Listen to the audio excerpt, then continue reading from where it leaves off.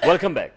इस वक्त जो सारी सूरत हाल शहर कराची की हुई हुई है डेवलप, चाहे वो कोटा सिस्टम हो या हल्का बंदियां हो गई या दीगर इस तरह के मामला जो शहर कराची को खास तौर पर टारगेट करते हैं, वो क्यों हल नहीं होते, या अगर हल होने जा भी रहे होते हैं तो वो इतना वक्त क्यों लगा देते हैं, क्या वजूहत होती हैं?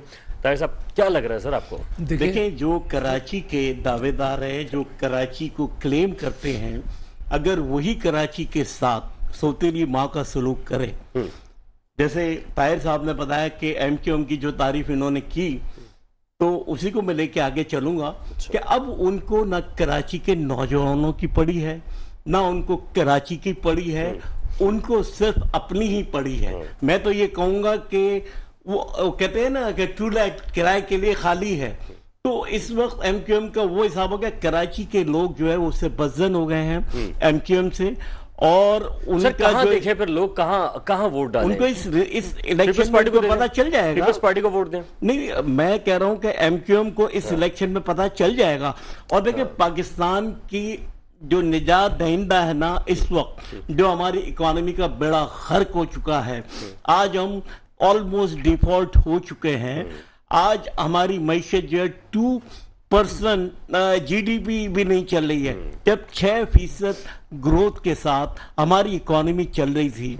हमारे रिजर्व 22 अरब डॉलर के करीब थे, हमारे रेमिटेंसेस भी जो थे रिकॉर्ड थे, हमारी एक्सपोर्ट रिकॉर्ड थी बियॉन्ड द टारगेट, हमारी महसूलात, हमारी जो कलेक्शन एफबीआर की थी वो बियॉन्ड द टारगेट थी। 6100 बिलियन रुपीस का टारगेट था, जो आपने 6400 बताइएगा 30 बिलियन किया। सन बताएं सर जी। सन कौन से सन की बात कर रहे हैं आप? मैं ये 2022 की बात कर रहा हूँ जनाब, जब शब्बर जैदी साहब ने कहा था कि डिफॉल्ट हो चुका है मुल्क। देखिए, मैं आपको बताता हूँ, शब्बर जैदी साहब जिन हालात में काम कर रहे थे, आपने देखा कि यहाँ मैं आफरीन है इमरान खान के ऊपर कि वो तमाम पाबंदियों के बावजूद ना तो कोई ब्यूरोक्रेट उनकी बात सुनता था। शब्बर जैदी ने कहा कि जब अगर 14 chief commissioner income tax inland के थे, तो उसमें से 12 ने मुझे कह दिया कि हम आपकी बात को नहीं फॉलो करते, हम आपके रूल्स को फॉलो नहीं करते। क्यों? इसलिए कि वो डायरेक्शन कहीं और से आ रही थी। अगर सिविल गवर्नमेंट के अंदर अगर ये इंटरफेरेंस अगर एस्टेब्लिशमेंट का होगा, तो आप हुकूमत कैसे चलाएंगे? फेलियर किसका है सर? आप किसका फेलियर था ये कि वो ब्यूरोक्रेट्स को या सही लेकर नहीं चल पाए? भुट्टो साहब को जब फांसी पे चढ़ा दिया गया, तो मकसद आप देखें कि भुट्टो वो शख्सियत थी जिसके पीछे पूरी कौम चल रही थी, जिस तरह आज इमरान खान के पीछे चल रही है। भुट्टो का एक ही कसूर था। सर, ये यूटर्न की बात अगर कर लें, अभी फिर एक नया यूटर्न आ गया है। खान साहब कह रहे हैं मैं तो बैठने को तैयार हूं। देखिए, एक बात करने अब फायदा क्या सर? आप थोड़ा सा हिस्ट्री पे जाएं कि सल्तनत उस्मानिया जब 1923 में खत्म हुई, उसके बाद से यूरोपियन और उस एस्टेब्लिशमेंट ने तय कर लिया था कि मुसलमानों को एक प्लेटफॉर्म पे यकजा नहीं होने देना। ठीक है ना? भुट्टो साहब ने जब ये कोशिश की, तो भुट्टो साहब का आपने शर्त देखा। इमरान खान ने 2 वज़ीर खारजा की कॉन्फ्रेंस की, मुस्लिम उम्मा की, फौरी तौर पे एक्टिवेट हो गए और उन्होंने हमारी एस्टेब्लिशमेंट को एंगेज किया। तो और खान साहब ने जो है वो खारजे लिहाज से जो पॉलिसी अपनाई, वो सर वो क्या थी? देखे ना, ये अभी पेट्रोल लेने गए, मलेशिया नहीं गए, उसके बाद जो है वो तुर्की को नाराज, सऊदीया को नाराज, सबको नाराज करके मुझे ये बताएं जब आपकी इकोनॉमी इतनी अच्छी जा रही थी, आपकी एक्सपोर्ट रिकॉर्ड जा रही थी, बेरोजगार हो रहे थे, तमाम चीजों के बावजूद तो आपको हटाने की जरूरत थी। आज जरूरत इस बात की फौरी तौर पे इलेक्शन कराया जाए, इससे पहले कि हम तबाह बर्बाद हो जाए माशी तौर पे। हम अफोर्ड ही नहीं कर सकते। तो कौन आएगा? अगर आपको लग रहा है कि तबाह बर्बाद होंगे, तो इसमें जो है 4 अरब रुपए के इलेक्शन अगर हम करा देते हैं, तो कौन आएगा सर? सर, जिसको ये अवाम इलेक्ट करेगी, वो क्या करेगा कि सर? वो देखें, जब आपके यहाँ सियासी इस्तेहकाम होगा तो आपका माशी इस्तेहकाम आ जाएगा। अच्छा। आज आप देखें कि रशिया अगर तेल लेने के उसमें वहां से फारिग कर दिया कि चले, इसलिए कि सर प्रोपेगेंडा ज्यादा हो रहा है सोशल मीडिया के ऊपर। इस वक्त अगर ताकत का सर चश्मा अगर कोई है तो वो इमरान खान है, क्योंकि उसने अपने पावर शोज, अपने 60 जलसों में सब जगह देखा कि पब्लिक उसके पीछे और ये दुनिया देख रही है। मैं इमरान खान का कोई स्पोक्समैन नहीं हूं, वो आखिरी जलसा भी देखा हकीकत को हमें देखना होगा। अभी का आखिरी जलसा भी देखा सर, जिसमें 25-30 हजार लोग थे। मतलब ये तो शुक्र है आपने 25-30 हज़ार के, आपने 25 लोग नहीं गए। चले खैर, रिजवी साहब क्या कहेंगे सर, ये बहस तो कहीं से कहीं निकल रही है, लेकिन क्या इस वक्त एक चीज मैं और कह दूं, जी जी, ये हमारे भाई बैठे हैं पीपल्स पार्टी के, उन्होंने एक बड़ा अच्छा डिसीजन लिया है कि वकार मेहंदी को जो सेनेटर बनाया ना, वो रियली इतना अच्छा बंदा है। मैं वो बंदा पीपल्स पार्टी के कैसे भी दौर हुआ वो खड़ा रहा है, बड़ा मुखलिस इंसान है, और मैं समझता हूँ कि ये बहुत अच्छा डिसीजन है और मुबारक हो, और मेरी दुआ है कि वो जीत बिला मुकाबले जीतेंगे आप बेफिक्र, मुझे जो लग रहा है वो डिजर्व करता है। और जो इंसान अच्छा है किसी भी पार्टी से हो उसको सपोर्ट करना हमारा फर्ज है। सर रिजवी साहब बिलाखिर अब ये फरमा दीजिएगा कि इस वक्त जो खान साहब हैं उन्होंने कहा कि आइए बैठें बात करते हैं, तो ये इतना लेट क्यों हो गया? देखिए बातचीत हमें नहीं पता चल रहा था, आपको पता नहीं चल रहा था, बातचीत गुज़िश्ता 7 महीने से चल रही है। अच्छा। अभी बीच में ख्वाजा साद रफीक और परवेज खटक साहब की बात, देखिए सारी चीजें पब्लिक नहीं होती हैं, कुछ चीजें ऐसी होती हैं जो पब्लिक नहीं होती हैं। साहब जो जिस तरीके से बात करते हैं सर, लगता है कि कुछ कर ही नहीं रहे, चलती रहती है, पार्टियों में बातचीत चलती है, हमें आपको पता नहीं चलता, वो बातचीत चलती रहेगी। लेकिन जो बेसिक चीजें कि एक किसी पॉइंट पर किसी नुक्ते पर स्टांस करना, रुकना, वो आप देखें कि कॉन्स्टेंटली इमरान खान अगर किसी पॉइंट पर रुके तो एक है इलेक्शन कराओ, उसने सर एक थोड़ी है सर, उससे पहले वो कह रहे थे आर्मी चीफ भी मेरी मर्जी का तैनात कर दो। नहीं ऐसा नहीं हुआ, कई चीजें ऐसा नहीं हुआ, आर्मी चीफ मेरी मर्जी का, वो कह रहे थे 3 नाम मेरी तरफ से आए, वो 3 नाम भेज रहे थे। उन्होंने ये नहीं कहा, उन्होंने कहा कि क्या ये चोर जिनके ऊपर केसेस हैं वो आर्मी चीफ मुकर्रर करेंगे, ये नहीं कहा मैं करूंगा, उन्होंने कहा ये करेंगे, एक सवालिया निशान था। So this is wrong, I think और देखिए वजीर आजम का पूरा हक था, खुद भी साबित हो चुके हैं, वजीर आजम का पूरा हक था आर्मी चीफ लगाने का, लेकिन वजीर आजम एक पाकिस्तान से बाहर जाके किसी से मशवरा कर रहे हैं, तो ये इमरान खान का हक है कि उसने तनकीद किया, और लेकिन उसने ये नहीं कहा कि मेरा आर्मी चीफ लगाओ या फलाना लगाओ। नंबर 1। नंबर 2, देखिए जो सियासी जमातें कुर्बानी देती हैं वो सियासी जमातें फिर फल उठाती हैं। आज जनाब हमारे फारूक साहब बता रहे हैं भुट्टो साहब का, मैं खुद भुट्टो साहब का बहुत फैन था, भुट्टो साहब की एक शख्सियत थी, वो उन्होंने पीपल्स पार्टी ने कुर्बानी दी, पीपल्स पार्टी ने शहादतें दी, पीपल्स पार्टी ने गरीब आवाम के लिए नारा लगाया, रोटी कपड़ा मकान, ये अलग बात, आज तक कुछ भी नहीं मिला, लेकिन नारा लगाया, एक राह दिखाई, उसके बाद कुर्बानियां दी, कुर्बानियों पे तो कोई शक नहीं है ना। एमक्यूएम को आ जाए, क्या कुर्बानी दी उन्होंने, बगैर कुर्बानी के कैसे मुकाम मिलेगा? बात ये इनका जो मिसाल थी, इनका मिसाल ये था, इन्होंने ये वो थे तो एमक्यूएम प्रोग्राम हो जाएगा। असल में इस वक्त उनका क्योंकि कोई नुमाइंदा नहीं है तो इसके बारे में हम यकीनन बात करेंगे, लेकिन सर ये फरमा दें कि क्योंकि तहरीक इंसाफ का भी हमारे पास नुमाइंदा नहीं, लेकिन चूंकि आप लोगों ने बताया कि उन्होंने कोई नाम नहीं भेजे थे, उनका सिर्फ एक मुतालबा है कि वो इंतखाबात करा दें। सर क्या इंतखाबात के बाद, जो अभी मैं डैडी साहब से पूछ रहा था कि क्या इंतखाबात के पास, क्या खान साहब के पास इतनी कोई पॉलिसी? बहुत अच्छा सवाल है, क्या पॉलिसी होगी? क्या बहुत अच्छा सवाल, मैं आता हूँ सर, मैं फारूक साहब को जवाब देता हूँ, ये बहुत अच्छा सवाल है। देखिए फारूक साहब ने, आपने उनसे पूछा कि कौन आएगा, इन्होंने कहा जिसको आवाम लाएगी।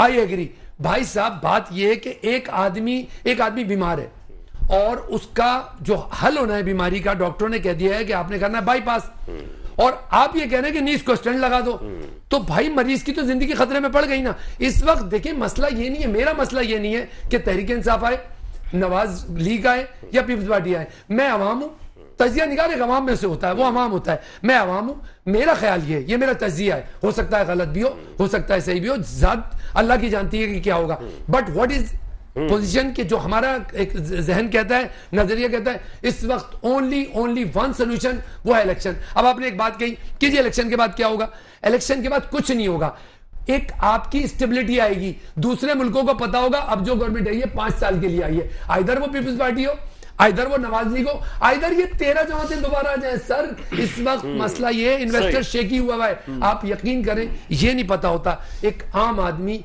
जिसको एक दुकान खोलनी है, किसी छोटी सी दुकान, उसके जहन में भी ये होता है कि पता नहीं चलेगी नहीं चलेगी। जब आपके इलेक्शन हो जाएंगे 5 साल तक, तो हमारे यहाँ तो सर 2 साल तक तो इलेक्शन नहीं हो रहा है सर, मौलाना साहब कह रहे हैं 1 साल तक तो हम, मैं कह रहा हूँ इलेक्शन कराए नहीं, कराए ना, लेकिन उसके नतायज भुगतने के लिए तैयार रहे। फिर ये सोचें कि जिस मरीज को हमने छोड़ा है बाईपास को कह रहे हैं नहीं इसको छोड़ दो, कहीं ऐसा नहीं हो उससे सक के मर जाए, फिर ये नतायज के लिए भी जिम्मेदार रहे। नतायज कौन उसके कबूल करेगा? अगर इलेक्शन जिस पोजीशन में इस मुल्क चला गया, sir we have only one solution, election, stability आएगी, इन्वेस्टर वापस आएगा, भले कोई पार्टी आए, इससे हमारा गर्ज ही नहीं है। हमें तो देखें, पीपल्स पार्टी आएगी, हमने उसका यहां पर गलत काम करेगी, ढोल बजाना है। तहरीक इंसाफ आएगी, गलत काम करेगी। सबसे ज्यादा इमरान खान के खिलाफ में बोलो, इतना बोलता था कि बेगम मेरी जब मैं घर जाता था कहती थी आपको क्या इमरान खान में बुराई मिल गई है। मैंने कहा महंगाई हो रही है। मैं इमरान खान की महंगाई को रोता था यहां बैठ के इसी टीवी चैनल पे, ठीक है जी। और अब जो हुआ है 7 महीने में पब्लिक के साथ, यार खुदा को मानो, इस वक्त लोगों को खाने को नहीं है। डॉलर देखो कहां जा रहा है, एलसी खुल नहीं रही, कारोबारी भाग रहे हैं, मिलें बंद हो रही हैं।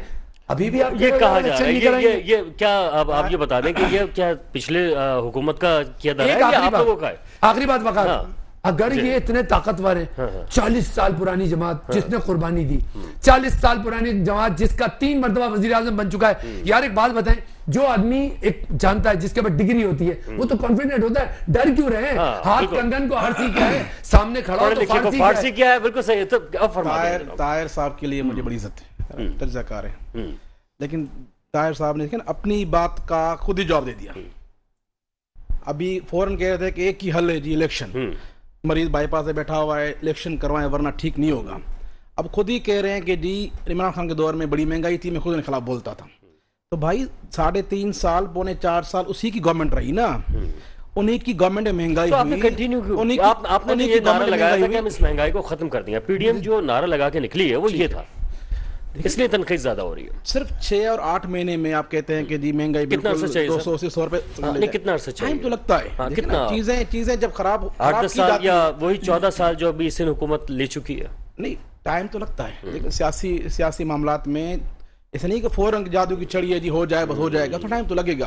अब 6-8 महीने में आपने हुकूमत करने दी है हमें, आपको इधर से हमने उतारा है, इधर से आपने शुरू कर दिया है, उतारो, मुझे वापस ले आओ, मुझे वापस ले आओ, मुझे वापस ले आओ, इलेक्शन कराओ, इलेक्शन। भाई तुम डेमोक्रेटिक आदमी हो, तुम खुद को सियासतदान कहते हो, खान साहब खुद को सियासतदान कहते हो, खुद को डेमोक्रेटिक आदमी कहते हो, तो सब्र करो ना। पौने 4 साल आपने गवर्नमेंट की, चले आपके दौरे महंगाई थी। अच्छा, अगर उन्होंने असेंबलियां तोड़ दी तो क्या होगा ये बता दें। असेंबलियां तोड़ तहलील कर दी उन्होंने तो क्या होगा? इस्तीफा दे दिया तो क्या होगा? इसके एक ही जवाब है। मेरे चेयरमैन बिलाल भुट्टो सरदारी साहब ने कल परसों ऑन द रिकॉर्ड कहा है कि लिख के ले लो कि ये असेंबलियां नहीं तोड़ सकते। अच्छा, वजह? ये तो नहीं होगा। वजह क्योंकि देखिए असेंबलियां इनके हाथ में नहीं है। अच्छा, तो केपी के तो पूरी इनके हाथ में ना। मैं नहीं समझता। चले एक जगह इश्तराकी है तो जगह नहीं हो तो सकता, तो नहीं होगा क्योंकि चीजें इनके हाथ में नहीं है। अच्छा, जिस तरह की सियासत खान साहब ने मुतारिफ कराई है पाकिस्तान के अंदर, ये सियासी बंदा ही नहीं है, इसको सियासत आती नहीं है। तो इसके साथ आप लोगों ने सियासत कर दी। सियासत तो हो रही है जाहिर है। जिस तरह की वो कौमी इदारों, कौमी सलामी इदारों को हमले करेगा तो डेफिनेटली पाकिस्तान आगे आएगा। अच्छा, ये बताएं कि आम आदमी का जो मसला है ना, वो ये नहीं था कि किसकी तकर्री कहाँ हो रही है। वो कहता था मुझे आटा, दाल, चीनी, चावल सस्ते दे दो, मेरे शहर के मसाइल हल कर दो, मुझे ट्रांसपोर्ट दे दो, मेरी सड़क बना दो। इससे ज्यादा कोई वो डिमांड नहीं कर रहा। तो क्या क्यों नहीं हो रहा है? इमरान खान तो ये तो कर रहा है ना। नहीं, आप लोगों ने क्यों नहीं किया? पीडीएम ने क्यों नहीं किया? पीपल्स पार्टी से आता हूँ। इमरान खान ने उतरते ही शुरू कर दिया पड्डा। जब से उतरा है उसी दिन पटा कर रहा है। उतर नहीं रहा था, मैं खतरनाक हो जाऊंगा, मैं जब रोड पे आऊं खतरनाक हो जाऊंगा। आप एक गवर्नमेंट आई है, एक पॉलिटिकल गवर्नमेंट आई है, प्रॉपर एक चैनल से आई है, आईनी अंदाज से आई है। क्यों कर रहे हैं? वाकई वो खतरनाक हो गया लग रहा है, क्योंकि आप लोग इलेक्शन में जा नहीं पा रहे हैं, इलेक्शन में नहीं जा पा रहे। बेतमादी रित के बाद उनको हटाया गया, पार्लियामेंट ने उनको हटाया है, पार्लियामेंट के मेंबरों ने उनको हटाया है, उसके बाद आप चुप करके बैठ जाते हैं। सर, गवर्नमेंट को काम करने देते हैं। आप भी क्या ठीक है, आ जाओ इलेक्शन करते हैं। इलेक्शन का एक मरहला है, इलेक्शन का एक टाइम है, आई नहीं तो टाइम पूरा होगा। अच्छा, टाइम नहीं आया, टाइम होगा तो आपकी हुकूमत आई। इमरान खान की ब्लैकमेलिंग में क्यों आए? अच्छा, क्यों आए? सर आप ये बता दें कि अवाम के मसाइल कब हल करेंगे? ये बता दें अवाम के मसाइल कब हल करेंगे? अवाम के मसाइल हल हो रहे हैं, चीजें बेहतर हो रही हैं। अब जरा कौन सी चीजें? पौने 4 साल से जो चीजें खराब थी, अरे 6 महीने 4 साल आप पिछली हुकूमतों का भी लिया है ना, 2000 से शुरू करें ना। फिर सही, मेरे ख्याल में जो हमारी गवर्नमेंट थी उसमें डॉलर बहुत सस्ता था, बहुत नॉर्मल था, पेट्रोल बहुत सस्ता था। ये चीजें जरदारी साहब को जो फल मिला था वो मुशर्रफ साहब के दिया गया फल था, जिसमें पाकिस्तान तरक्की करा था। मेरा ख्याल है कि हमारी गवर्नमेंट के दौर में आप उठा लें चार्ट ना, हमारी गवर्नमेंट में फिर उसके बाद ऐसा खराबी आना शुरू हो गई, फिर उसके बाद खराब हुई है ना। नहीं, अब 2007 के बाद से खराब जाहिर है, उसके बाद चीजें बेहतर हुई हैं, लेकिन आप छोड़े तो बेहतर करें ना। अच्छा, छोड़ नहीं रहा कोई, छोड़ नहीं रहा, आपको काम नहीं करने दिया जा रहा। कल को देखे, कल को इलेक्शन हो रहे हैं, मिसाल इलेक्शन हो जाए, सही है, फिर ये हार जाए, फिर ये खड़ा हो जाएगा कि मुझे गलत हराया गया है। सही, मैं सर पूछ लेता हूँ, काम कौन नहीं करने दे रहा फारूक साहब इनको? देखिए, इमरान खान को असेंबली में कितनी सीटें चाहिए? सिर्फ 2। अगर वो शख्स चाहता तो उसके पास सारा खजाना था, लेकिन आफरीन उस शख्स के ऊपर कि वो हॉर्स ट्रेडिंग में जाने के बजाय वो आवाम में सर ये फरमाए ना कि फारूक साहब, उसकी आर्टिकल लीक काम हुई क्यों नहीं है। करने दे रहे हैं? अब अभी मैं जवाब दे देता हूं। मेरे पास 5-6 इनकी हुकूमत महीने 2008 में आई। ये पूछ रहा हूं, अच्छा, सुन ले काम क्यों नहीं इनकी करने दे रहे? हुकूमत 2008 में आई। हाँ। उस वक्त पाकिस्तान पे कुल कर्जा 34 अरब डॉलर था, ठीक है। और इन्होंने और 10 साल के अंदर इनकी गवर्नमेंट और नवाज शरीफ की गवर्नमेंट ने मिलके इस कर्जे को 94 बिलियन डॉलर तक ले गए, ठीक है।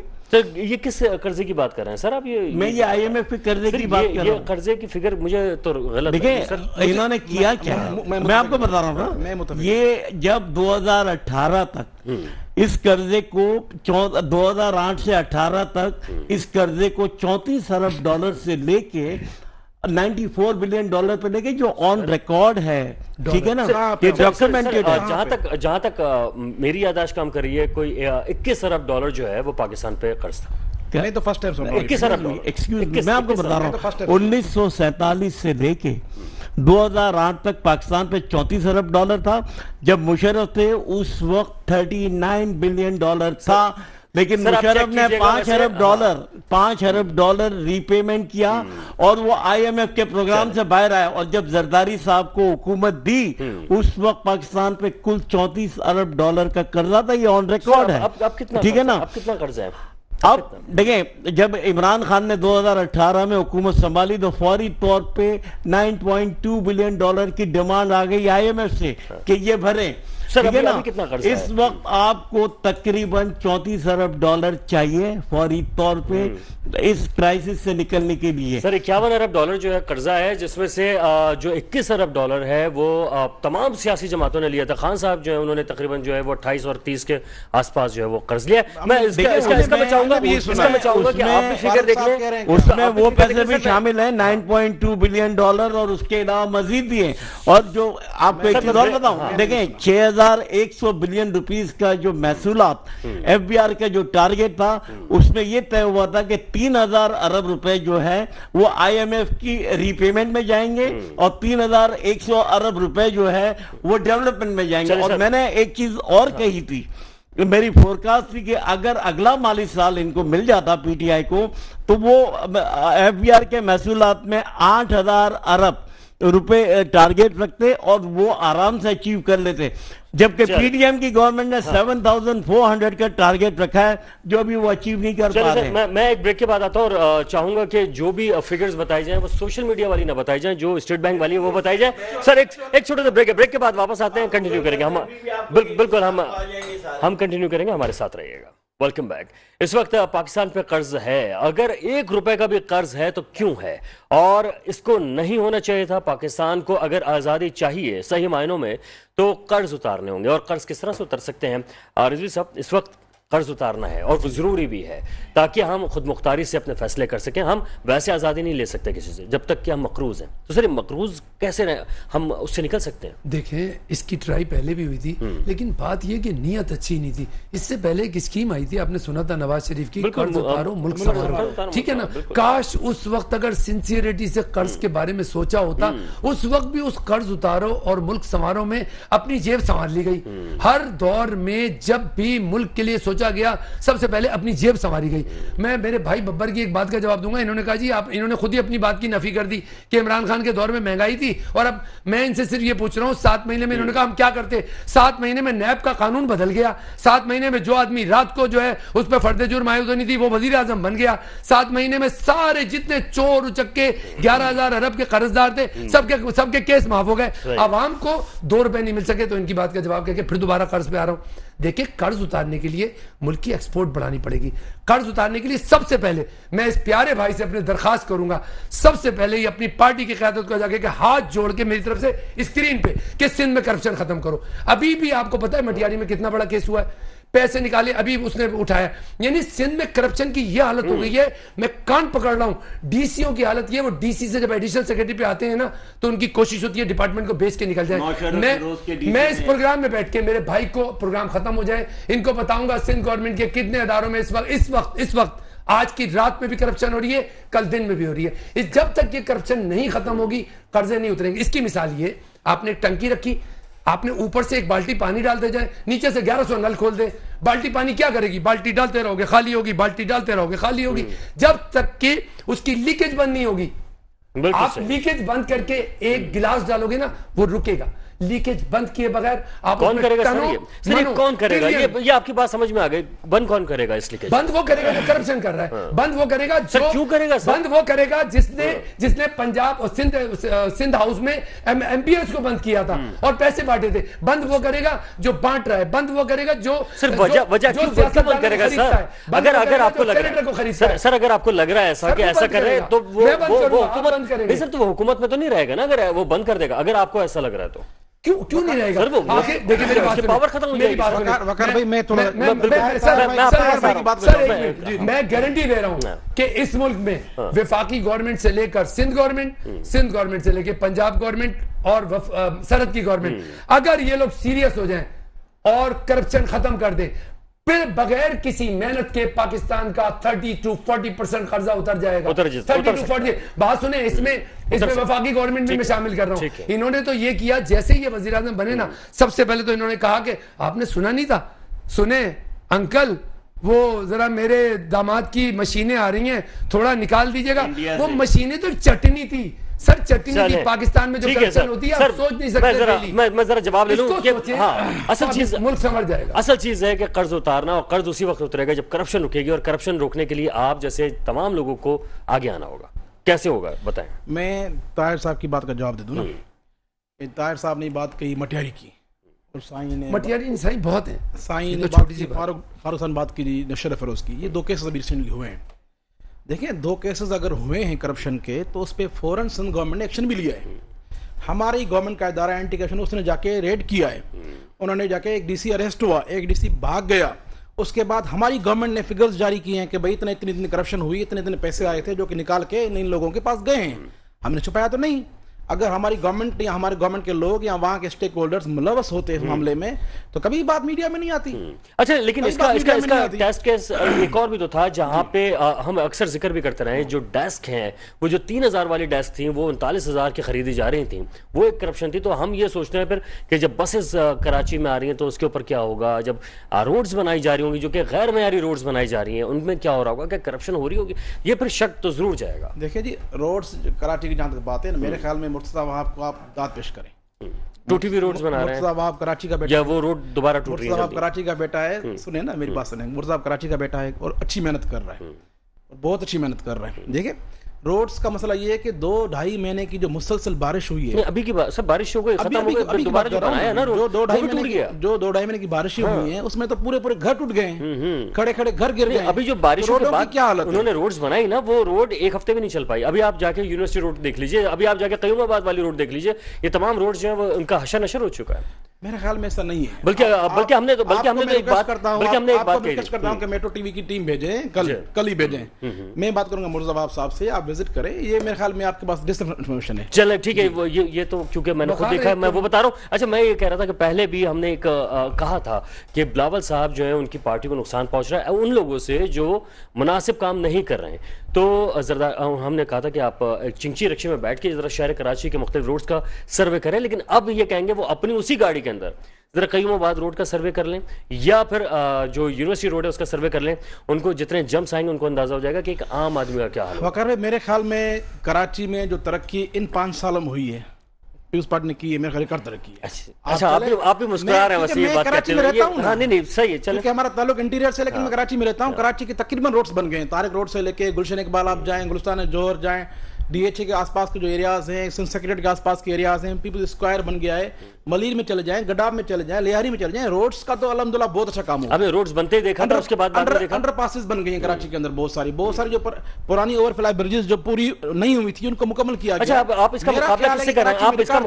आप इसका मुकाबला सिंध के दीगर शहरों से कर रहे हैं? कराची का मुकाबला, जबकि कराची का मुकाबला सिंध के दीगर शहरों या पूरे पाकिस्तान के किसी शहर हो से ही नहीं नहीं था। सकता। इसका मुकाबला था इंटरनेशनल। आप ये सोचे कि किसी जमाने में जो ये पाकिस्तान बना है 47 से लेके तकरीबन 52 और 55 तक जो है ये दुनिया के तीसरा तरक्की याफ्ता शहर था जो न्यूयॉर्क से मुकाबला कर रहा था, लेकिन अब ये इसकी हालत ये है कि 7वें नंबर का बदतरीन शहर शुमार हो रहा है। भाई देखें, फिर भी मैं कहता हूं कि हमारी पार्टी ने बहुत मेहनत की है।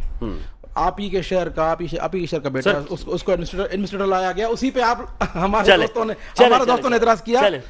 कराची देखिए ना, कंपैरेटिवली 5 साल पहले पुराने जाए, सर मैं फाइनल कमेंट लेता हूं आपके पास, मैं फाइनल कमेंट लेता हूं आपके पास आ रहा हूं। बहुत अच्छी बात कही आपने।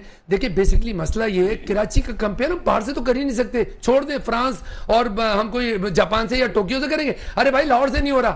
लाहौर इस वक्त कहां पहुंचा हुआ है और कराची कहां पहुंचा हुआ है, नंबर 1। नंबर 2, आपने जो डेक्स वाली बात कही, डेक्स पे दोबारा इनकी तिला के लिए बता रहा हूं, करप्शन होने जा रही है। डेक्स का टेंडर आया है, टेंडर आने के बाद एक दिन एक लिस्ट थी, उसके अंदर लिखा था बड़ी अच्छी स्पेसिफिकेशन, बड़ी बेहतरीन क्वालिटी की डेस्क। उसको वहां के कुछ सप्लायरों ने जाके लाड़काना में, डायरेक्टर स्कूल एजुकेशन लाड़काना में, उन्होंने डेस्क की स्पेसिफिकेशन चेंज कर दी है और उसकी जगह पे जो कचरे से बनी हुई होती है ना, कचरे से बने हुआ टॉप, वो स्पेसिफिकेशन में चेंज करा दिया। भाई मेरे खड़े में मुझे चैलेंज कर रहे, कल ये बताएं, मैं तो पूरा प्रूफ दूंगा।